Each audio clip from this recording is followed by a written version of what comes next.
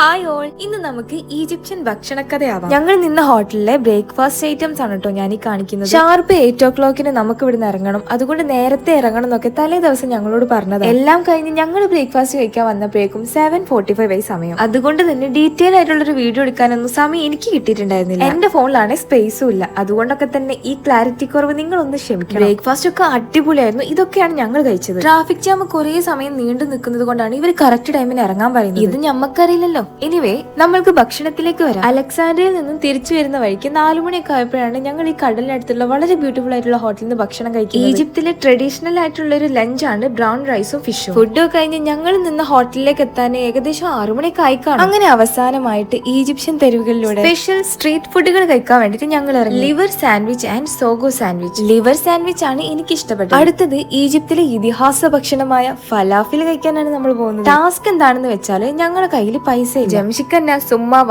Dollar ആയിട്ടാണ് ഞങ്ങൾ വന്നത്. എന്നാ പണി കിട്ടിയത് എവിടെന്ന് വെച്ചാൽ ഇവിടെ ആർക്കും ഡോളർ വേണ്ടാന്ന് തോന്നുന്നു. കുറച്ച് ഈജിപ്ഷ്യൻ പൗണ്ട് കിട്ടാൻ വേണ്ടിട്ട് ഞങ്ങൾ കയറാത്ത ഷോപ്പോ ചോദിക്കാത്ത ആൾക്കാരോ. അവസാനമായിട്ട് ഞങ്ങൾ ഒരു ATM മെഷീൻ കണ്ട് അതിന്റെ അടുത്തേക്ക് ഇദ്ദേഹമാണ് ഞങ്ങൾക്ക് അവിടെ വെച്ചിട്ട് പൈസ. ഇതിപ്പോ ഇവിടെ എത്താൻ വേണ്ടിട്ട് ഞങ്ങൾ അതൊന്ന് ചുറ്റിപ്പിച്ചതാണോ എന്നാണ് ഞാൻ ആലോചിച്ചത്. കാരണം ഫലാഫിൽ കഴിക്കണം എന്ന് അതിയായ മോഹവുമായി പോയ ഞങ്ങള് നേരെ ചെന്ന് പെട്ടത് ഒരു ഫലാഫിൽ ഷോപ്പിന്റെ മുന്നിൽ തന്നെ. അതും കൈറോയിൽ ഫേമസ് ആയിട്ടുള്ള ഒരു ഫലാഫിൽ ഷോപ്പായ ഫൽഫിലയില്. ഈ ഷോപ്പിന്റെ ഇൻഡോർ ലുക്കാണ് നിങ്ങളിപ്പോ കാണുന്നത്. നമ്മുടെ നാട്ടിലൊക്കെ ടിപ്പ് നമ്മൾ അറിഞ്ഞ് ഇഷ്ടപ്പെട്ട് കൊടുക്കുമ്പോൾ ഇവിടെയുള്ള ആൾക്കാർ ടിപ്പ് നമ്മളോട് ചോദിച്ചു വാങ്ങി. ഇവിടുത്തെ രീതികളെ പറ്റി പറയാനാണ് കുറെ ഉണ്ട്, അതുകൊണ്ട് അത് അവിടെ നിൽക്കുന്നു. ഞാൻ എന്തുകൊണ്ടാണ് ഫലാഫിൽ ഒരു ഇതിഹാസ ഭക്ഷണം എന്ന് പറയാൻ കാരണം എന്ന് വെച്ചാൽ വേൾഡ് വൈഡ് ആയിട്ട് കോവിഡ് റിപ്പോർട്ടിംഗ് റേറ്റ് വെച്ച് നോക്കുമ്പോൾ ഈജിപ്തിൽ വളരെ കുറവാണ്. അത് മാത്രമല്ല ഇവിടുത്തെ എയർപോർട്ട്സ് ഒന്നും ക്ലോസ്ഡ് അല്ലായിരുന്നു അത്ര. അതുപോലെ വളരെ സ്ട്രിക്റ്റഡ് ആയിട്ടുള്ള ഒരു റൂൾസ് ഇവിടെ ഉണ്ടായിരുന്നില്ല എന്നാണ് ഞങ്ങളോട് ഗൈഡ് പറഞ്ഞത്. 2 കാര്യങ്ങൾ കൊണ്ടാണ് അത്ര ഇവിടെ COVID-19 ബാധിക്കാതിരുന്നതിന്റെ കാരണം. ഒന്ന് ഇവിടുത്തെ ഡ്രൈ ആയ കാലാവസ്ഥ, പിന്നെ ഈ ഭക്ഷണമായ ഫലാഫിൽ വിത്ത് റെഡ് ഓണിയൻ. അവര് പറഞ്ഞപ്പോൾ ഞാൻ ശരിക്കും അത്ഭുതപ്പെട്ടു. പിന്നെ ഇത് ഞങ്ങൾ അവിടെ പോയിട്ട് ട്രൈ ചെയ്ത് നോക്കിയ ഒരു എഗ് പ്ലാന്റ് ഡിഷ്. അപ്പൊ ഇങ്ങനെയൊക്കെയാണ് ഇവിടുത്തെ ഭക്ഷണ കഥകൾ. നിങ്ങൾക്ക് ഇഷ്ടപ്പെട്ട ഡിഷ് ഏതാണെന്ന് ഒന്ന് കമന്റ് ചെയ്തോട്ടോ. Bye bye.